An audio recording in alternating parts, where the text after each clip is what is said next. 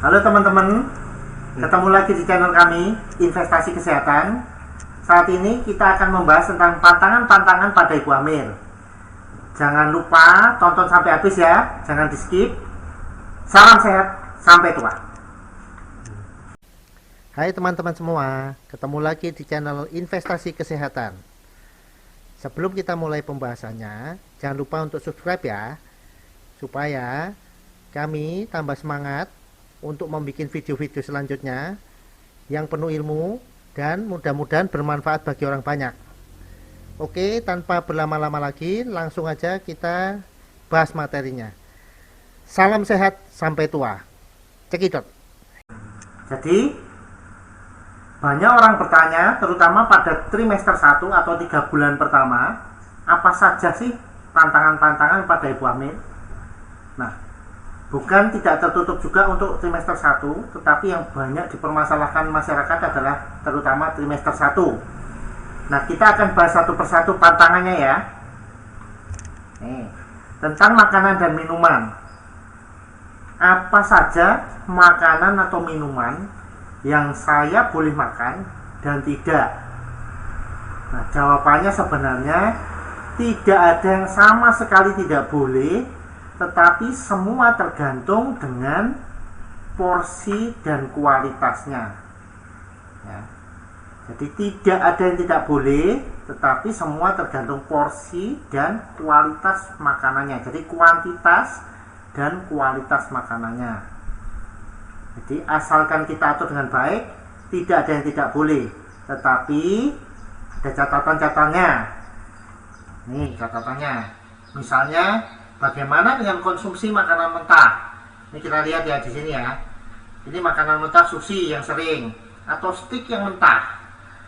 Kalau untuk steak mentah ataupun sushi, sashimi, sebaiknya untuk pada ibu hamil tidak dimakan. Kenapa? Karena di situ ada parasit-parasit yang kemudian hanya dengan kita cuci saja, parasit ini tidak akan mati. Jadi kita perlu memasak. Tetapi memasak protein dengan suhu yang terlalu tinggi dan terlalu lama, proteinnya akan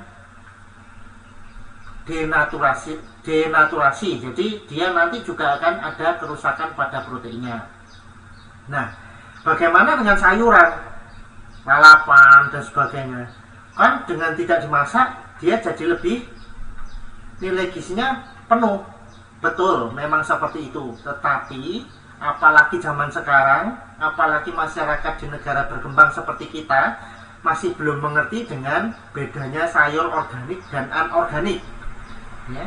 Jadi kita tidak akan pernah tahu sayur ini bagaimana ketika di sawah, dikencingi tikus, diberakin kucing, dan yang lain-lain kita tidak tahu. Nah, bila ada kuman-kuman ini, maka hanya dengan dicuci saja kumannya tidak akan mati. Maka sebaiknya dimasak. Namun kalau memasak sayuran, sebaiknya sayurannya tidak sampai layu dan tidak terlalu dipanas-panasin terus. Karena begitu dipanasin terus atau layu, maka nilai gizinya akan berkurang. Bagaimana dengan minum susu? Minum susu boleh nggak? Wajib nggak? Nah, minum susu sebenarnya tidak wajib. Kenapa ini saya bahas di sini? Karena banyak youtuber yang membahas bahwa tidak boleh minum susu dan sebagainya. Padahal minum susu ini sangat baik, tetapi tidak wajib. Catat ya, minum susu sangat baik, tetapi tidak wajib. Ini dua hal yang berbeda. Nah, kenapa saya berikan gambar seperti ini? Karena ada orang-orang yang ekstrim minum susu segar seperti ini, langsung diminum dari diperah langsung diminum, atau seperti ini langsung minum dari sapinya. Ini tidak baik. Kenapa? Karena kuman-kuman ini tidak mati, maka perlu dilakukan pasteurisasi dulu. Nah, kalau istilah mudahnya ya nggak usah pasteurisasi, dimasak, itu aja ya. Jadi kalau minum susu jangan lupa dimasak dulu. Susu segar menurut saya akan jauh lebih baik dibandingkan susu formula. Tetapi kalau Anda di daerah-daerah yang tidak bisa menemukan susu segar, ya nggak apa-apa, minum aja susu formula. Ya. Berikutnya kafein. Nah, kafein ini Anda lihat di sini, saya kasih kopi yang ini, dan ini teh. Kenapa saya begitu? Tidak banyak yang tahu masyarakat kita bahwa kopi kalau orang tahu ya sudah mengandung kafein, tetapi untuk teh ini tidak banyak orang yang tahu bahwa teh juga mengandung kafein. Nah, kafein ini pada ibu hamil bila dikonsumsi dalam dosis tertentu ketika anaknya sudah lahir bisa menimbulkan ADHD, Attention Deficit Hyperactivity Disorder, atau bahasa gampangnya anaknya nggak bisa konsentrasi dalam waktu yang lama, sehingga nanti anak ini ketika besar akan susah untuk dididik. Nah, ini ya jangan lupa ya, kafein boleh dengan pembatasan. Artinya jangan Anda kalau bisa jangan tiap hari dan jangan terus-terusan. Ya, ingat, minuman yang paling sehat adalah air putih. Nah, kemudian alkohol. Bagaimana dengan alkohol? Alkohol ini bukan tidak boleh sama sekali juga, tetapi sama dengan kafein tadi, tergantung dengan dosis. Dia bisa menyebabkan fetal alcohol syndrome bila pada dosis yang tertentu. Jadi kalau Anda minum alkohol tiap hari atau Anda mengkonsumsi alkohol dalam jumlah yang banyak, maka bisa terjadi fetal alcohol syndrome. Jadi nanti ketika bayinya lahir nangis bukan malah merah, dia bisa jadi grey, jadi biru gitu. Nah, alkohol kalau orang Indonesia biasanya rata-rata kalau minuman beralkohol seperti ini tidak minum ya. Tetapi ada ketakutan di masyarakat bahwa bahan-bahan makanan tertentu mengandung alkohol. Contohnya ini saya kasih contoh nih, anggur, kentang, apel, singkong, atau beras. Nah, saya mau klarifikasi karena di Google juga banyak Anda tidak boleh makan alkohol, Anda tidak boleh makan nanas, Anda tidak boleh karena mengandung alkohol. Ini adalah mitos yang salah. Jangan diikuti terus. Kenapa saya bilang begitu? Ini anggur, kalau anggur buah segarnya tidak mengandung alkohol. Dan ini yang lain-lain ini singkong segala macam ini tidak mengandung alkohol. Dia baru mengandung alkohol ketika dia difermentasikan. Semakin lama dia difermentasikan, alkoholnya kadarnya akan semakin tinggi. Jadi kalau Anda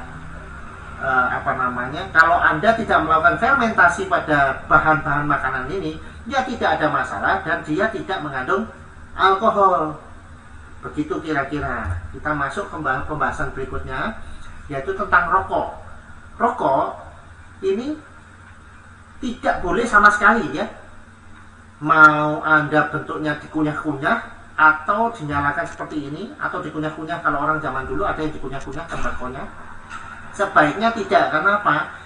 Mau asapnya, mau bahannya dari pembuat rokok ini sendiri itu bisa meracuni, dan ini masuk lewat plasenta atau ari-ari ke dalam janinnya. Nah, hewan. Ini kenapa saya taruh gambar kucing di sini. Nah, Anda pasti pernah dengar yang namanya toxoplasmosis. Nah, ini memang hostnya atau pembawa utamanya adalah hewan yang namanya kucing. Tetapi tidak tertutup kemungkinan hewan yang lain juga bisa menularkan toxoplasmosis. Nah, kecuali Anda tahu betul hewan Anda tidak pernah keluar rumah, tidak pernah berinteraksi dengan hewan yang lain, dan betul-betul dirawat, misalnya rutin ke vet itu apa namanya? Dokter hewan, atau Anda rutin vaksinasi untuk si hewannya dan sebagainya, maka tidak ada masalah. Tapi kebanyakan masyarakat di Indonesia memelihara hewan tidak seperti itu. Hewannya keluyuran ke sana kemari dan sebagainya, akhirnya dia bisa membawa kuman, parasit dan yang lain, bisa menularkan ke ibunya. Ibunya sih nggak masalah kena toxoplasmosis tanpa gejala rata-rata, tetapi janinnya dia yang akan terganggu. Begitu kira-kira. Nah, kemudian bagaimana dengan olahraga? olahraga nih, saya kasih lihat ini ada macam-macam olahraga nih ya. Terus olahraga yang mana? Nah, kalau untuk olahraga sebenarnya kita yang penting olahraganya bukan olahraga ekstrim ya, nggak ada masalah. Tetapi sebenarnya pada ibu hamil kita cenderung untuk olahraga yang kardio, artinya olahraga ringan dengan kecepatan tertentu yang konstan dalam jangka waktu tertentu tanpa memaksakan diri. Ini ya, garis bawah, tanpa memaksakan diri. Kenapa saya ada garis bawah di situ? Mungkin buat Anda 1 jam tidak ada masalah, mungkin buat orang lain baru 5 menit itu sudah masalah. Maka ini ada garis bawahnya tadi, tanpa memaksakan diri. Dan yang namanya olahraga kardio, selalu ingat, jangan olahraga yang kompetitif ya. Contohnya jalan, nggak kompetitif. Anda berenang sendirian, itu namanya nggak kompetitif. Anda bersepeda boleh, tapi risiko di jalan Anda tabrak, masuk got dan yang lain-lain, ini perlu diwaspadai. Bagaimana dengan olahraga yang lain? Jangan sampai Anda main volley, nanti misalnya main volley atau main basket, perutnya udah besar, udah 9 bulan, kebentur bolanya kencang sekali, bisa terjadi perdarahan dan solusi plasenta. Maka olahraga paling gampang ibu hamil 3. 1 senam hamil, 2 jalan, 3 adalah berenang. Tapi berenang susah karena Anda tidak punya kolam renang sendiri. Jadi saya ya sudah jalan dan senam hamil saja. Nah, bagaimana dengan hubungan suami istri? Banyak sekali yang bilang bahwa hubungan suami istri terutama pada semester 1 menyebabkan keguguran. Sebenarnya hubungan suami istri ini boleh-boleh saja, asalkan, ada asalkannya, tidak ada gangguan atau tidak ada kelainan lain pada ibunya ya.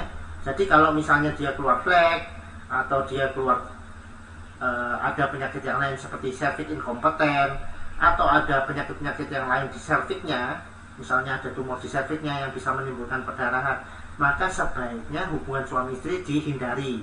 Tetapi selain itu tidak ada masalah. Nah, sampai situ dulu teman-teman untuk video kita kali ini. Jangan lupa kalau masih Anda kurang mengerti, mau ditanyakan, tanya di kolom komentar ya. Salam sehat, sampai tua, sampai ketemu di video berikutnya. Gimana teman-teman? Sudah pada mengerti apa belum? Nah, kalau udah pada ngerti, jangan lupa untuk di like ya, dan share link ini ke sebanyak mungkin media sosial supaya makin banyak orang yang mendapatkan manfaat dari menonton video ini. Nah, bagi yang belum mengerti atau ada pertanyaan, silahkan tulis pertanyaan dan komen Anda di kolom komentar. Oke, salam sehat, sampai tua.